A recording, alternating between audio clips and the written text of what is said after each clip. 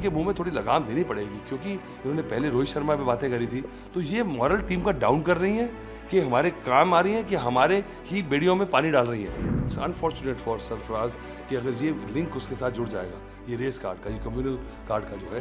भारतीय क्रिकेट में तो 10-12 साल कप्तानी की है मोहम्मद अजहरुद्दीन ने, अभी भी इस टीम में देखें तो सिराज खेल रहे हैं, खलील खेल रहे हैं, तो ये बात कहनी कि उनको इस करके बाहर रखा जा रहा है, ये बड़ी अटपटी बात है और ऐसी होनी नहीं चाहिए।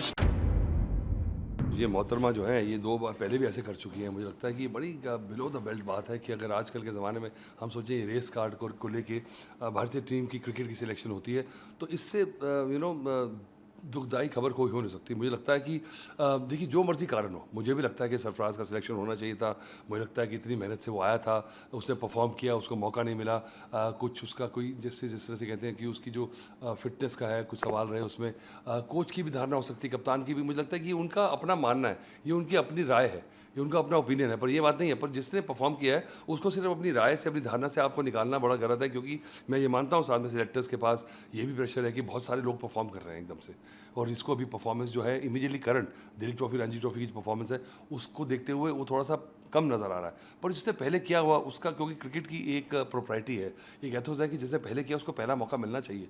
अब शायद चेंज हो गया है। दूसरी वजह है कि काफ़ी सारे भारतीय करंट प्लेयर्स जो हैं वो भी खेल रहे हैं, तो उसमें स्लॉट्स कम हो जाते हैं।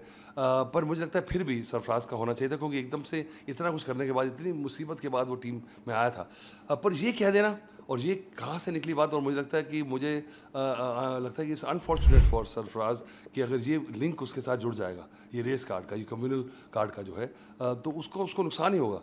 अब क्या पता वो, उसको पता भी है इस बारे में, वो किसको रोक पा रहा नहीं पा रहा, और ये धारणा क्यों बनाई जा रही है। क्योंकि अगर देखा जाए तो भारतीय क्रिकेट में तो 10-12 साल कप्तानी की है मोहम्मद अजहरुद्दीन ने, अभी भी इस टीम में देखें तो सिराज खेल रहे हैं, खलील खेल रहे हैं, तो ये बात कहनी कि उनको इस करके बाहर रखा जा रहा है, ये बड़ी अटपटी बात है और ऐसी होनी नहीं चाहिए। अगर इसको आप एक कहते हैं ना कि मोहरा बनाया जा रहा है एक पॉलिटिकल गेम में, तो वो तो सबसे बड़ी बात है। तो मुझे लगता है ये जो हमारी पार्टीज़ हैं, पॉलिटिकल पार्टीज़, इनको सोचना चाहिए कि आप कि कुछ कहने से पहले आप सोचें कि क्या उसका रेपरकशन उस खिलाड़ी पे क्या होने वाला है, आगे जाने वाला क्या होने वाला है, और उससे हमारे क्रिकेट को कितना नुकसान होने वाला है। क्योंकि हम फॉर्मर क्रिकेटर्स हैं, हमने कभी सोचा ही नहीं इस बारे में कि ऐसा भी होता होगा, ऐसा होगा।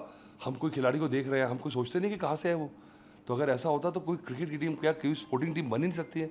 और अगर आप अपने पड़ोसी को देख लें, तो जो हिंदू क्रिकेटर्स का वहाँ हाल किया गया है और जो क्रिश्चियंस को वहाँ पे कन्वर्ट किया गया है हम तो यूसुफ जोहाना जानते थे, अब बने हैं मोहम्मद यूसुफ वो।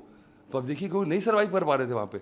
आप दानिश कनेरिया की स्टोरी सुन लें और बड़े-बड़े के दलपत की बात से शुरू कर लें, तो वहाँ अगर देखें तो वो इसीलिए था हमारा, क्योंकि we were in a higher model platform, कि हमने इस बात में कभी दिन, और हमारे बड़े से बड़े खिलाड़ी जो हैं वो इस कम्युनिटी के हुए हैं। और इस कम्युनिटी के बारे में सोचना क्रिकेट के मैदान पे सबसे बड़ी बेवकूफ़ाना हरकत हो सकती है, और ये मोहतरमा समझ नहीं रही हैं, और इनके मुंह में थोड़ी लगाम देनी पड़ेगी, क्योंकि इन्होंने पहले रोहित शर्मा पे बातें करी थी, तो ये मॉरल टीम का डाउन कर रही हैं कि हमारे काम आ रही हैं कि हमारे ही बेड़ियों में पानी डाल रही हैं। इनसे पूछें, और ये जिस पार्टी के हैं उन पार्टी को भी सोचें कि आपको ये ज़्यादा नुकसान कर रही हैं अपना मुँह खोलने से।